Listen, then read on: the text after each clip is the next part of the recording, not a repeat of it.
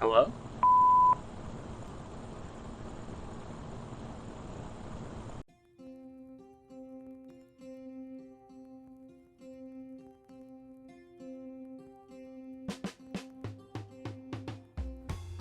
I don't want to come across as a person that couldn't get over high school. I mean, I think unsurprisingly, for plenty of people, it's normal to need a small bit of emotional or psychological reflection on that time in their lives. I mean, it's more often than not a really formative moment for a lot of people, and that's not necessarily because it was high school, it's just that that time kind of correlates. Why am I talking about this? High school was a little rough, and not really due to external factors. My mental health was just really in the tank. I felt extremely isolated despite a pretty okay social life, and I think that's where I'll stop talking about the intimate details of my past on a YouTube video. I'm saying all of this because I'm sort of teeing up a topic that, for me at least, cannot really be extracted from the impact it had on me when I read it, because around that time I made some really cool online friends too, and I had never really engaged with media and culture in as meaningful a way as when I met them. And that includes becoming really interested in manga as a medium. I would receive tons of recommendations from them over time, but one of the first few things I read, and one that had the most impact on me, was Aku no Hana.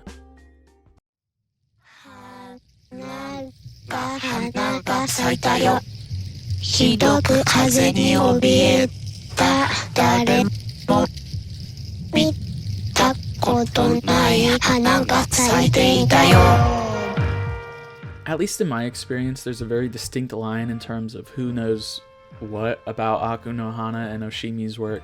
You know, we're talking about layers of subculture niche. This guy in English-speaking circles is either extremely prolific or a person you haven't really heard of, so I'll try not to be too patronizing in explaining his background.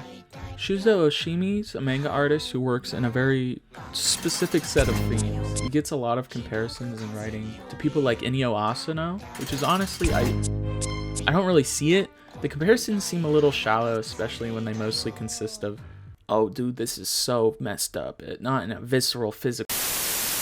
People like Inio Asano, which honestly, I don't really see it. The comparisons seem a little shallow, but you know, you get the idea, right? They actually talk about and with each other pretty often, so maybe they're onto something, who knows?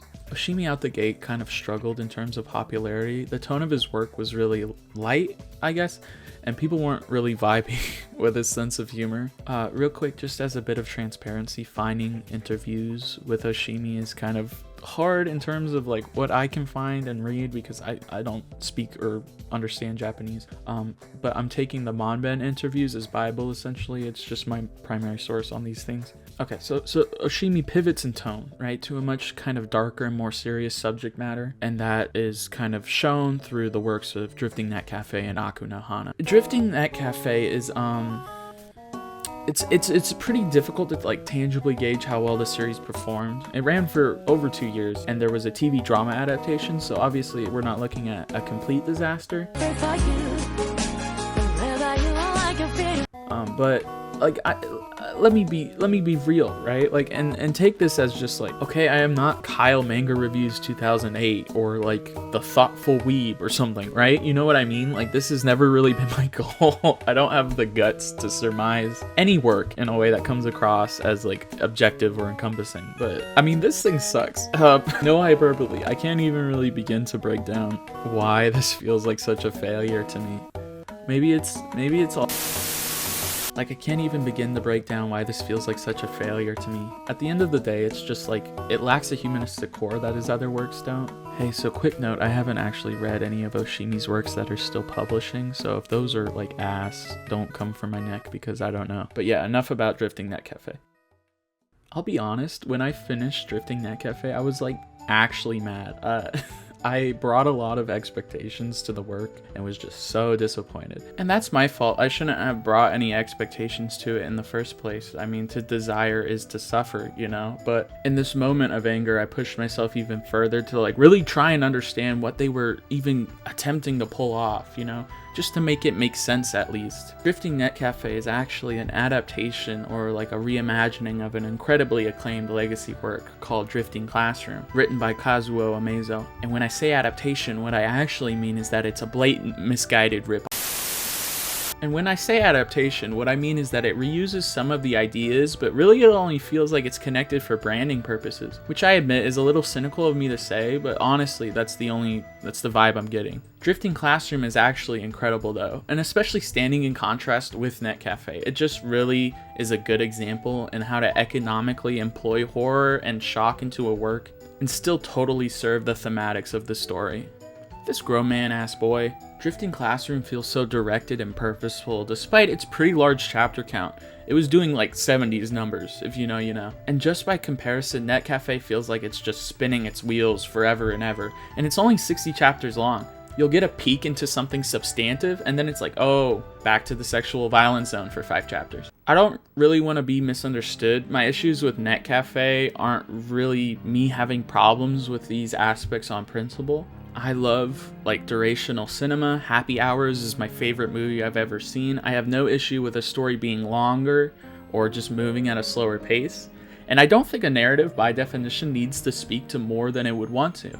And I don't think by definition something that depicts something kind of horrific in a way that feels very real and stems from like a real life source of like an oppressive structural violence is necessarily lesser than something that doesn't. But my issue here is that things just feel so wrongly utilized, and it just comes across as like a complete blunder. Anyway, who cares? We're here for... Aku no Hana involves a lot of inspiration from Oshimi's personal life. It takes place in the town he grew up in, and Oshimi himself read The Flowers of Evil, the namesake of the manga, in middle school, the same time as the protagonist. And actually, now that I think about it, it was about that time that I read the manga too. And it was a weird experience because Aku no Hana is a weird story. And I don't mean that in like a dismissive or ignorant way. You know, I have no interest in trying to like sensationalize the manga's weirdness. Like, Aku no Hana by and large is about bucking and breaking down normative social behaviors. Well, like, Kasuga is deliberately unlikable, right? He's annoying, he's pretentious, he doesn't meet his friends on, like, equal ground, and he has this horrible ego. Honestly, this is a moot point. It's not really necessary to grill a 14-year-old for being dumb. What I'm getting at here, though, is that Kasuga at the beginning of the series becomes a quote-unquote better person, right? By leaving his antisocial behaviors and attitudes behind. And acting in a way that's typically considered deviant, Kasuga learns the value of interpersonal connection. I like this, you know? I liked it when I first read it. But that isn't breaking down normative behaviors. It's actually just the reframing of different behaviors as aspirational. Kasuga doesn't remove his constraints. He builds his own constraints that fit him. And honestly, that's not really the level of profundity you'd expect of something that made such a mark on me.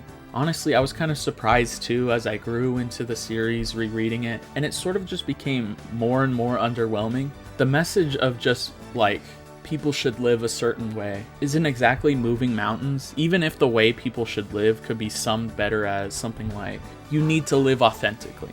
It's romantic and clear, but nowhere near as revelatory as it was when I first read it. I guess what was most important to those like key formative experiences with art is that they were illustrative of something that I needed, more so than just being something that's really good. For me, it was kind of that liberation that the characters were looking for that was so compelling. As a kid, the idea that I could not only live, but find actual self-realization through the means of living outside of the norms prescribed by hegemonic structures was hopeful, especially considering the kind of kid that I was.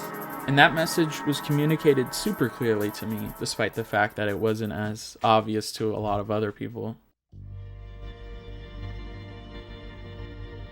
I still think Aku no Hana is incredible though. It's a story with so much love and heart in it. And that can kind of come across as me saying some kind of, nonsense blurb, but I know, I don't know. But I know that in different hands, the story could be so much more boring, or pointless, or cynical, but it isn't, and you should read it, or watch it, maybe.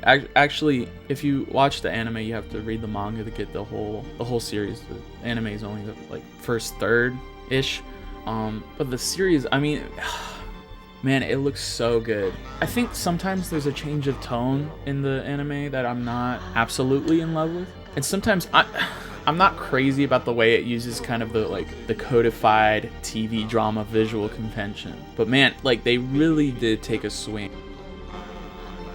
Anyways, I don't know. It's just one of those things, you know. I guess me making the video, even though this, like, what is this? Why are we still here? I don't know.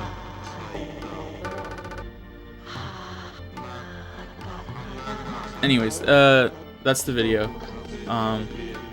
Hope you liked it, I guess. I have like more embarrassing formative manga from being a kid, but I'm not I'm not talking about that.